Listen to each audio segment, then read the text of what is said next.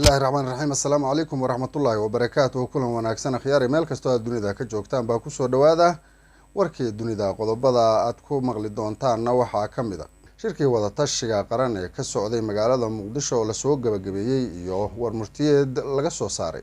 wasaaradda gaashaandhigga dowladda federaalka Soomaaliya oo digniin culus u dirtay xubnaha ciidamada qalabka sida ee Soomaaliya iyo duqeymo xagga cirka oo ka dhacay waqooyiga Itoobiya oo ay ku dhinteen dad rayida qodobadaas kuwa kale iyo wixii soo kordhay ayaad warka kula socon doontaan u diyaar garooba warka oo dhan magaalada Muqdisho ayaa maanta lagu soo gabagabeeyay kulan maalmihii la soo dhaafay uga socday xukuumadda federaalka Soomaaliya hogaamiyaasha maamul goboleedyada dalka iyo midowga murashaxiinta madaxweynenimada Soomaaliya shirka oo uu gudoominayay ra'iisul wasaaraha xukuumadda federaalka Soomaaliya Maxamed Xuseen Roble ayaa waxaa looga arrinsaday sidii dalka looga hirgelin lahaa xasilooni siyaasadeed nabadgelyo la isku halayn karo iyo doorashooyin hufan oo goordhowba ka dhaca gabi ahaanba dalka Soomaaliya dhinacyada ayaa shirkooda ka soo saaray warmurtiyeed ka kooban 18 qodob oo ay isku raaceen in lagu hogaamiyo siyaasadda dalka ee xilligan laguna gaarsiinayo doorasho daahfuran oo leh waqti cayiman oo ka dhacda Soomaaliya oo dhan qodobada ka soo baxay shirka wada tashi ee lagu soo gabagabeeyay Muqdisho ayaa xooga saaraya arrimaha la xiriira guddiga doorashooyinka ergada soo xulista dadka xubnaha ka noqonaya golayaasha heer qaran ee kala duwan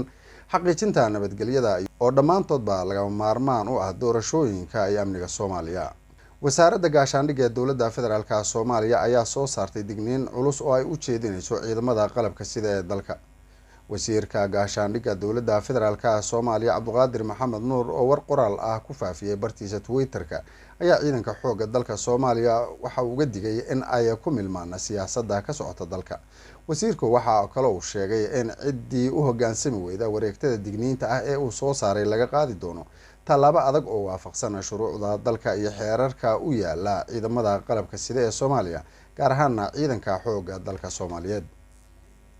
ciidamada ayuu ku wargeliyay in looga baahan yahay oo kaliya gudashada waajibaadka qaran ee loo dhaariyay hadiya goorna ay ilaaliyaan sharafta iyo karaamada ciidamada qalabka sida ee Soomaaliya ugu dambeynna wasiirka gaashaandhigga ee Soomaaliya ayaa waxa uu ciidamada kula dardaarmay in aysan ku milmin ligdanada siyaasadeed ee ka soconaya Soomaaliya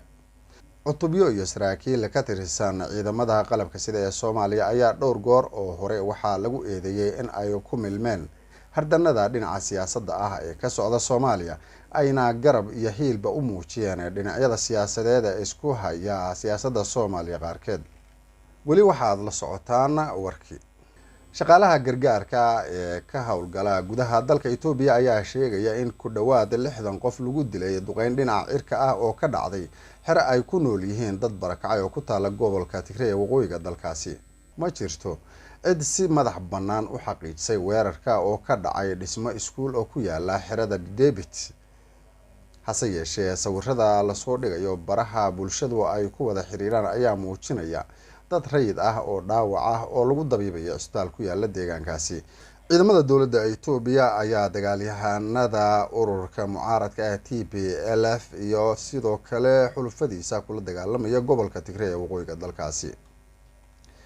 dhinaca kalena iyadoo isku dhacyada u dhaxeeya ciidamada dowladda Itoobiya iyo isbahaysiga mucaaradka ah oo ay horkacayaan kuwa Tigreego uu si ku meel gaar ah u istaagay ayaa haddana waxa wali sii soconaya duqeymaha dhinaca cirka ah ee lagu beegsanayo goobaha ay ku sugan yihiin dagaalyahanada mucaaradka shaqaale gargaar oo magacooda shaacin ayaa waxa ay soo bandhigayaan sawirada dad dhaawac ah oo isbitaalka ku sugan kuwaas oo ay ku jiraan caruur iyo haween Itoobiyaan ah jimcihii la soo dhaafay dowladda Itoobiya ayaa ku dhawaaqday inay sii deysay dhowr siyaasi oo caan ah oo qayb ka ah hogaamiyaasha kooxda TPLF ra'iisul wasaare Abiy Ahmed waxa uu sheegay in tallaabadaasi looga guuleeyahay in la gaaro dib u heshiisiin qaran laguna horumarinayo midnimada qaran ee dalkaasi Itoobiya warkiina waa naga intaanu mar kale ku kulmayno warkan mid ka xiga hadii eebaydma waxaan idinku dhaafaynaa sidaas iyo nabadgelyo